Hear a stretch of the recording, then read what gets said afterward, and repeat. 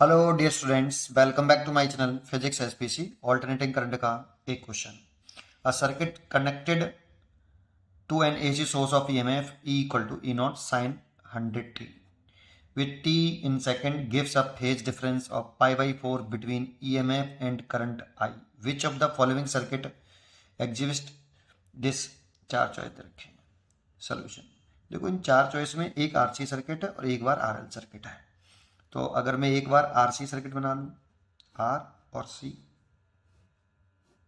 और इसके अक्रॉस जो सोर्स ऑफ ईएमएफ लगाया है ई बराबर ई नॉट साइन 100t, और ये आपका आर हो गया और ये इसका कैपेसिटिव रिएक्टेंस हो गया एक्स सी।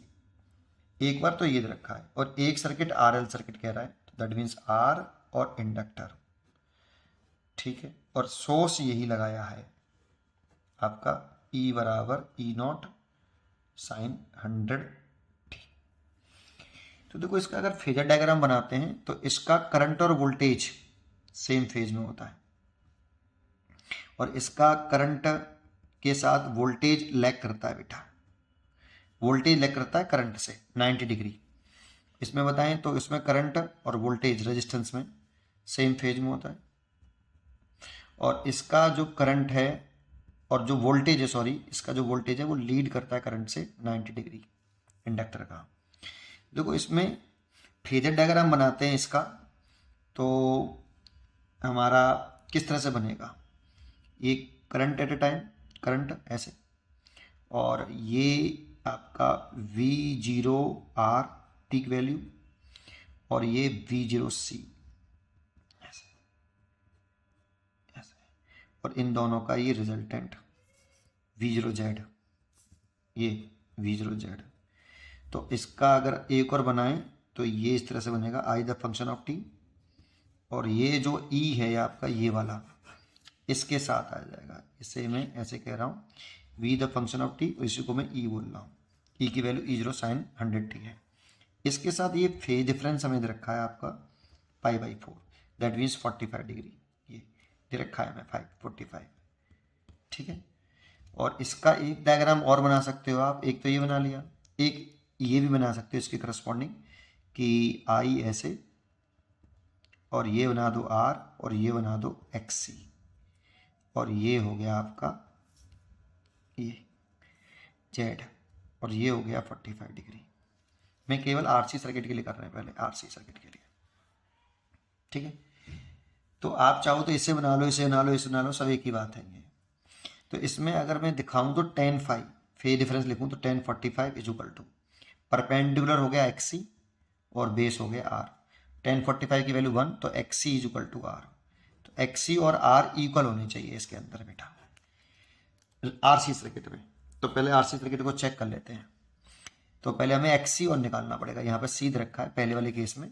तो चेक कर लेते हैं बेटा, इसको चारों चॉइस चेक करनी पड़ेंगे इसमें, है ना। तो जैसे मैं पहला ऑप्शन चेक कर रहा हूँ, इसमें अगर मैं XC निकालूँ तो 1/ωc होता है बेटा, और ओमेगा देखूँ यहाँ से, है ना, यहाँ से ओमेगा ओमेगा अगर देखूँ तो ये साइन ओमेगा टी, तो ओमेगा 100 है, तो ओमेगा 100 हो गया, और C की वैल्यू जो है आपकी 1 माइक्रोफेड है, तो 1 इंटू 10 की पावर -6, तो 10 की पावर +6 हो जाएगा ऊपर।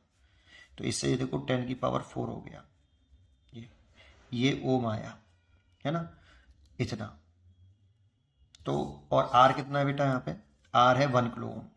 तो देखो इसे लिख सकता हूँ 10 इंटू 10 की power 3 ohm, that means 10 kilo ohm.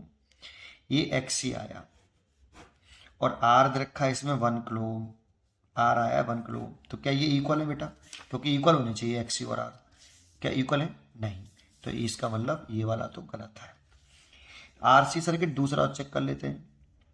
ये C है बेटा यहाँ, है ना, ये RC सर्किट है। C दे रखा है इसका 10 माइक्रोफैराड, तो इसका अगर XC निकालें हम D वाले का, तो 1/ωc, तो ओमेगा तो वही 100 है, और C की वैल्यू 10 है, इंटू 10 की पावर -6 है, तो ऊपर ले आए तो +6 हो जाएगा।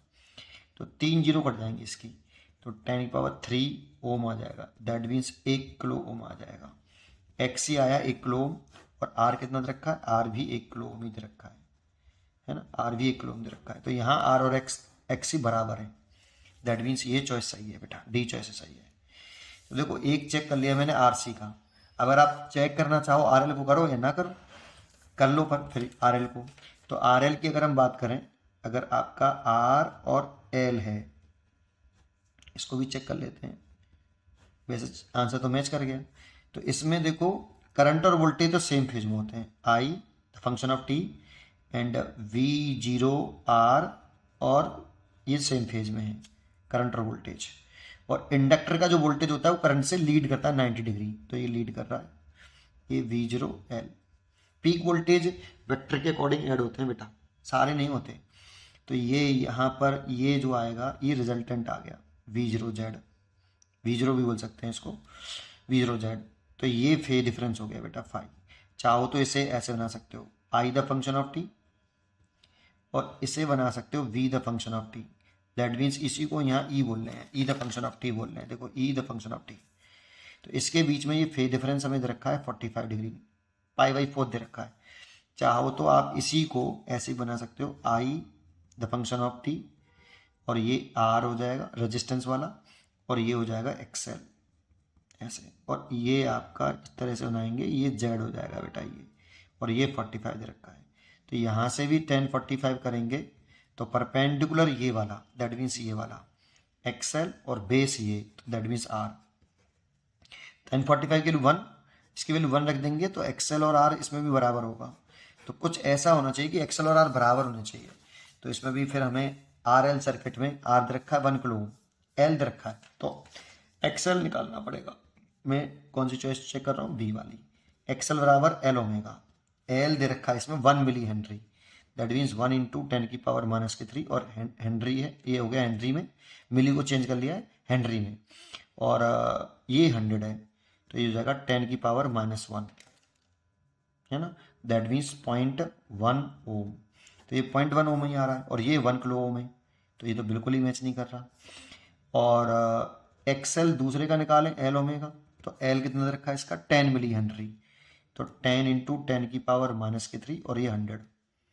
तो देखो ये कट जाएगा, एक हो जाएगा, 1 ओम आएगा, और ये आ रहा है 1 किलो ओम है बेटा ये, तो ये भी मैच नहीं कर रहा, तो ये भी गलत है, ये भी गलत है। बराबर होनी चाहिए ना एक्सएल और आर, तो इसमें एक्सएल और एक्सएल की वैल्यू इतनी आ रही है और आर की वैल्यू 1 ओम किलो ओम है, तो इक्वल नहीं है ना, ये वाली कंडीशन सेटिस्फाई होनी चाहिए, तो नहीं है। तो इसीलिए ये तीनों चॉइस गलत है, डी चॉइस इज करेक्ट। पढ़ते रहिए और खुश रहिए।